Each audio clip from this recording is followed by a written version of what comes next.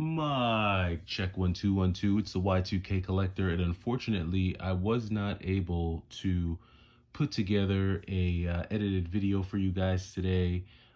Just wound up doing a bunch of cooking with the family. Had a whole soul food Sunday put together, which was pretty cool. And the day just got away from me. But I did want to tap in with you guys one more time just to talk a little bit about reselling and if it's back, if it's dead, or has it ever gone away. And I just kind of want to compare, like what I typically like to compare is the video game market or the retro video game market to the sneaker market. I compare those two markets because those are the two things that I'm interested in. I've always been interested in sneakers. There's a lot of history in sneakers, the same way there's a lot of history in video games. When you start to see like who the designers of some of these sneakers were, some of the stories behind some of these sneakers, in particular with some of the Jordans, when you think about some of the first Air Jordans to the flu game Jordans, all of these kind of, immortalized moments in Michael Jordan's career. And the same thing for any other sneakers of any other athlete or anyone, who's done any kind of design. And so when I look at these products, whether they be video game products or sneakers, I like to kind of just see, okay, where are we at in these two markets, and is it slowing down, or is it picking up, or has it ever slowed down? Now, I'm just going to share my thoughts, and I'd love to hear your thoughts on it because I know we're often talking about resellers in the video game community, but surprisingly enough, resellers is also a very hot topic in the sneaker community.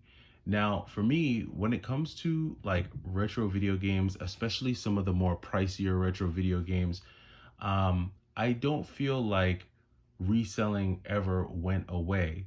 Do I think that the consumer base has shrank a little bit? Yes. And do I think that collectors are a little bit more picky? Yes, I do believe that as well.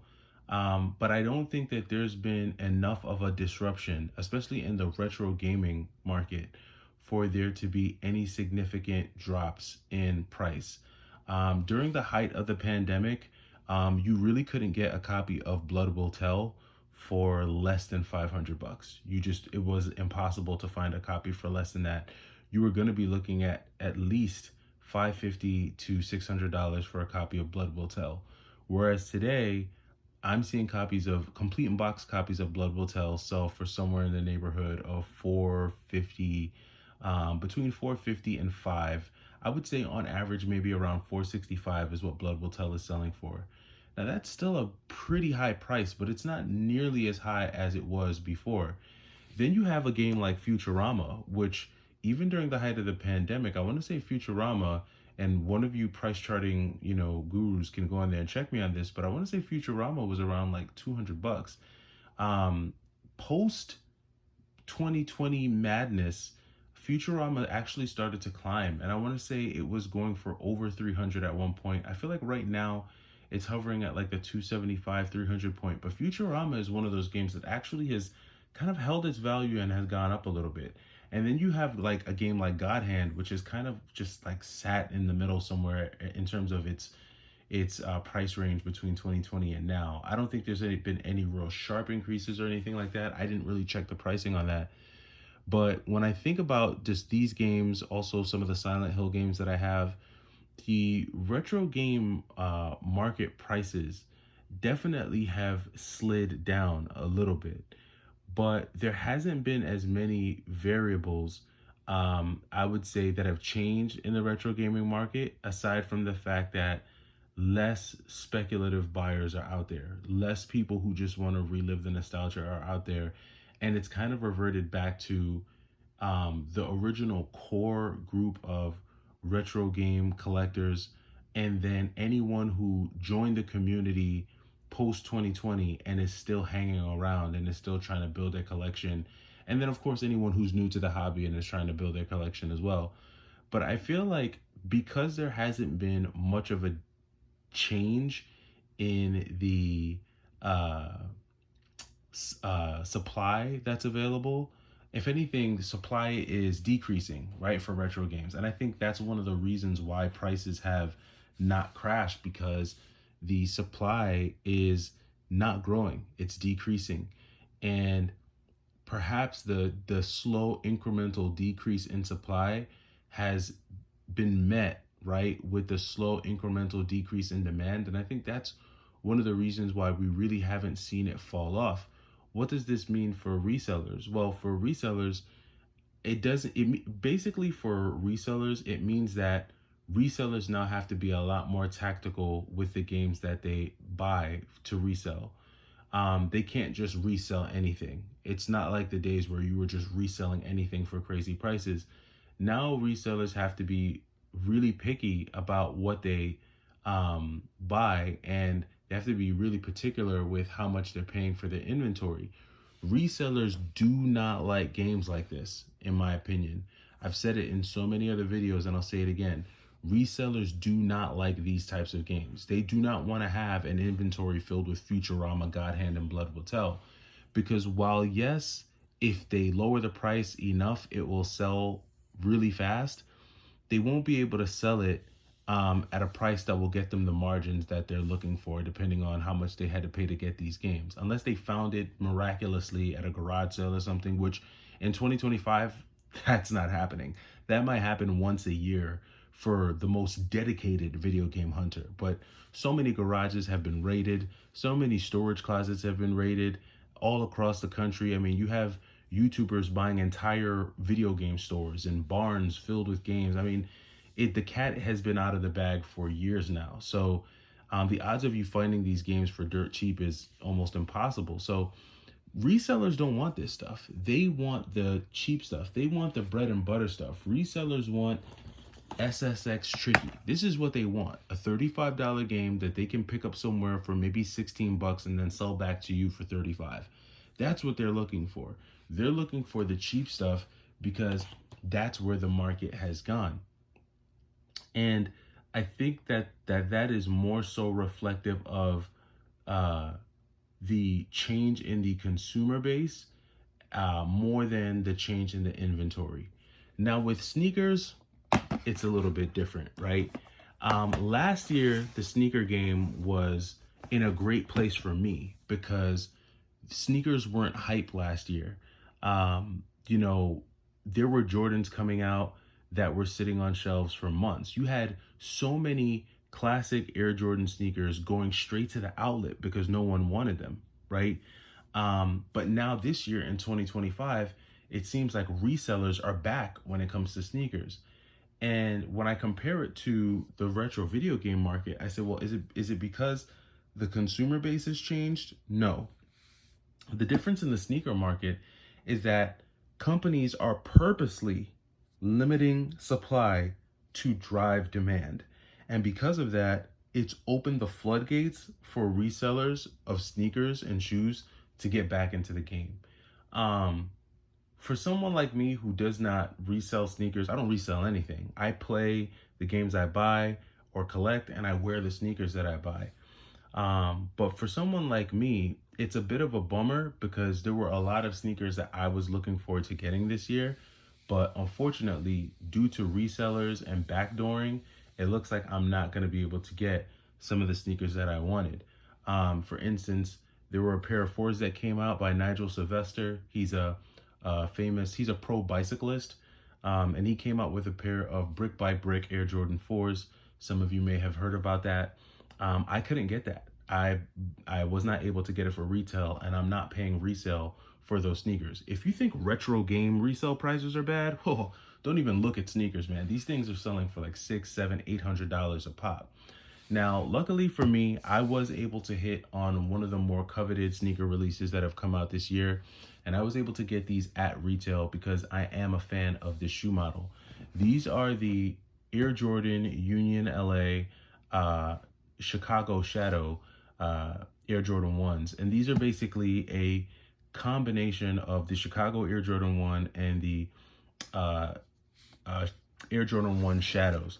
So if you look at these sneakers, I'll just share, and I'm just sharing this with you guys because I get comments sometimes from people who watch the channel who want to know a little bit more about what I, my whole sneaker collection. But these are a somewhat sought after Air Jordan 1.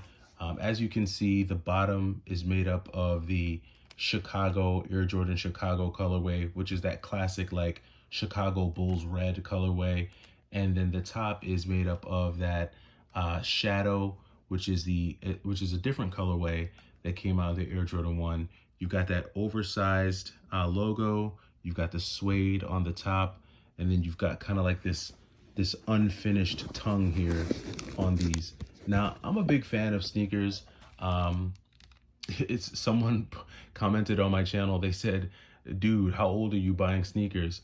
There's no age limit on sneakers. I actually went to a corporate event for one of the companies that I work with, and in a panel, I'm in a TED Talk style panel, and on stage for this panel, you have senior executives, vice presidents, CFOs, all in dark jeans and sneakers.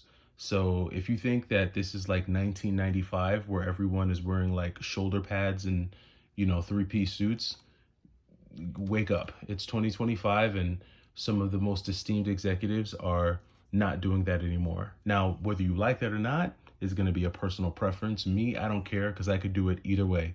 I can easily go and grab a Zegna suit with a pair of Ferragamos and do that, or I can go ahead and bust out a pair of J's. But back to the sneakers. So these are a pair of sneakers that were really sought after, and resellers are now reselling this shoe for somewhere in the neighborhood of $500 to $600 for these. And again, this is not a shoe that I would ever pay resell for. I would never come out of pocket and pay $600 for these, just because I'm not at that space, and I don't collect sneakers in a way where I don't wear them. If I buy these, I'm gonna wear these. I do plan on wearing these. I do plan on wearing these. These might come with me to Hawaii. I'm not sure. But yeah, so that's really kind of what I've been thinking about in terms of what the market looks like. And it's a little confusing for me, because I don't know where our economy is at. I don't really know. Like I'm a little confused as to if people are doing good, if people are doing bad. Every once in a when I turn on the news, on one hand you hear the economy's bad. Clearly there's a lot of government employees getting laid off, and obviously that's going to have an impact on the economy eventually. When you lay that many people off, I mean, you can't lay tens of thousands of people, if not hundreds of thousands of people off, and then not have some type of a ripple effect in the economy. But yet you have people fighting over sneakers that released this past weekend. The Air Jordan Cool Gray 9s released, and you had people fighting online in New York, fighting for these sneakers. And sometimes I'm like, dude, I wonder if you fight for a job as hard as you fight for these sneakers. I mean, I don't know. I don't get it. But it feels like things are all over the place. But in the sneaker community, for sure, it seems like resellers are now back, and they now have a viable source of income, as long as they can get their hands on these sneakers at retail and be able to sell them for double and triple the price. And so there's this surge of resellers in the sneaker community that I don't feel like I felt in the retro video game community yet. And I don't know what it would take for it to feel kind of like how it felt back in 2020 from a reselling perspective. Do I want that for retro video games? No, because I like games to be as cheap as possible. I'm hoping that the retro game community, retro gaming market absolutely tanks, so that I can finally pick up a copy of Hagane. That's what I'm really going for. And also so that I can pick up a copy of KO Flying Squadron, amongst the list of other really, really expensive games that I don't want to pay the prices for, but that I do want to have in my collection. So I'm hoping that some of these prices tank, because it makes the barrier for entry less, it just lowers the barrier for entry. So I'm interested to know your thoughts. I know this was a little bit of a different video, just kind of comparing sneaker collecting or the sneaker market to the retro gaming market, and just from a reseller perspective, what we're seeing with prices. Sneaker prices are going up. retro game prices are slowly going down. I hear a lot of the comments you guys are saying like, no, Y2K, these prices are going up. They're going up. I mean, let me know if there's a retro game that's going up in price. Put the name of the game in the comments down below. Say Y2K, this game has gone up since 2020 and it stayed up, or this game is still going up. I'm interested to know which games are increasing in value because I have not seen that, and I feel like within my collection, I feel like I have a very eclectic collection of games, and I sometimes just scan through my collection to see, okay, like where are these games at? And some are still price high, some have come down, some it feels like it's a little all over the place. So I'm interested in you guys letting me know what you're seeing out there, what you're finding out there, and leave the comments down below. Hope you had a fantastic weekend. I'm getting ready to go upstairs and do a little bit of a workout before I call it a wrap for this weekend. But I will be back with you on Monday. Got some really cool adventures happening this week, and I will bring you all along for it. But that does it for me. It's the Y2K Collector. Take it easy.